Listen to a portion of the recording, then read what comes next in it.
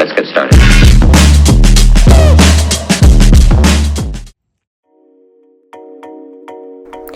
Alright, so we are going to do some braids in my hair.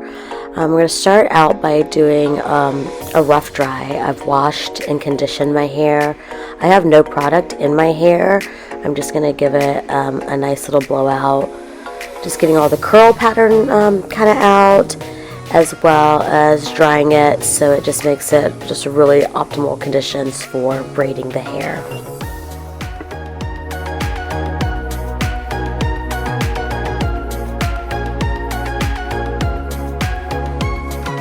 Alright, now we're ready to throw some braids in. So I am using human hair. This is what everywhere I saw online told me to do for the type of braids I wanted. Going for the Zoe Kravitz braid look. I want them to be lightweight, not too much hair, but also I don't like the look of very, very neat box braids. I don't like all the square parts everywhere. I really don't like even my parts showing. So I really wanted to go for a look of really natural braids. I'm feeding in human hair, so I'm starting the braids with my natural hair, and then if you twist down, I start feeding human hair in. And everywhere I looked online was telling me this is the best way to achieve the look that I was looking for. So although probably about halfway through I stopped trusting the process, probably around this part, but I was like, alright, you've done all this, so we're just going to keep going. I did find the human hair to be a lot harder to grip. It was a lot it was just kind of messy looking, and this was the final result, and I just wasn't happy with it. It came out a lot sloppier than I wanted, and a lot of the braids were already coming unraveled. So I was like, you know what? I don't think this is gonna work. So back to the drawing board I went. I did section by section. I probably took out about 2 rows at a time, and then I would rebraid those.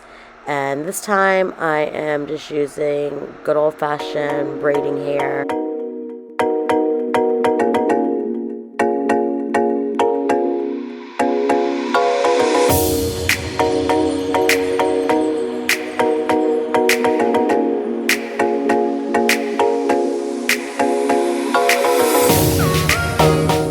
Surprisingly, this didn't take as long as I thought it would take.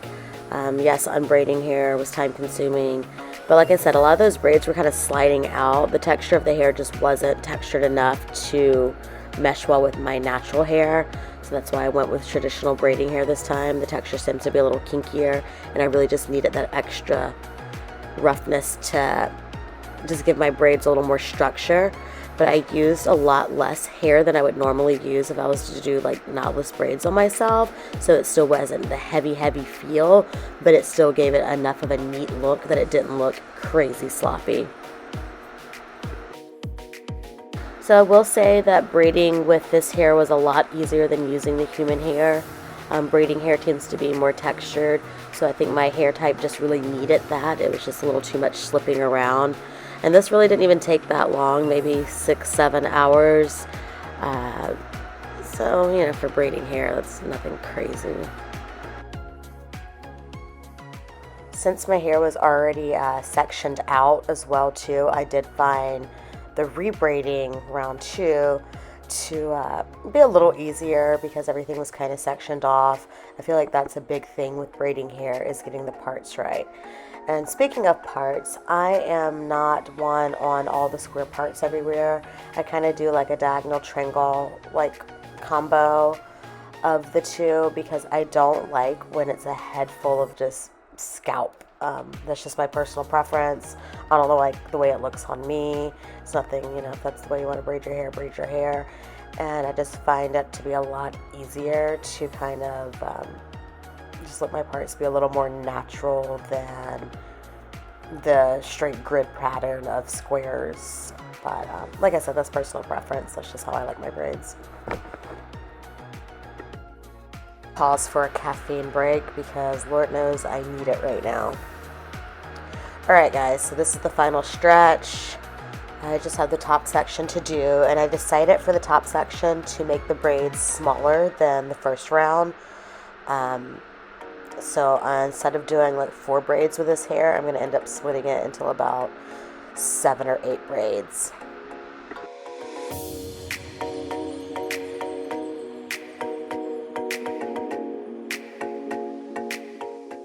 Oh, so close, y'all, so close. This was supposed to be one of those cute little flip the hair montage clips, but yeah, that did not work that way. Alright, so we're going to knock this little part out, and here we go, the finished results. I absolutely love them. I'm going to go dip the ends with some hot water and then mousse it up.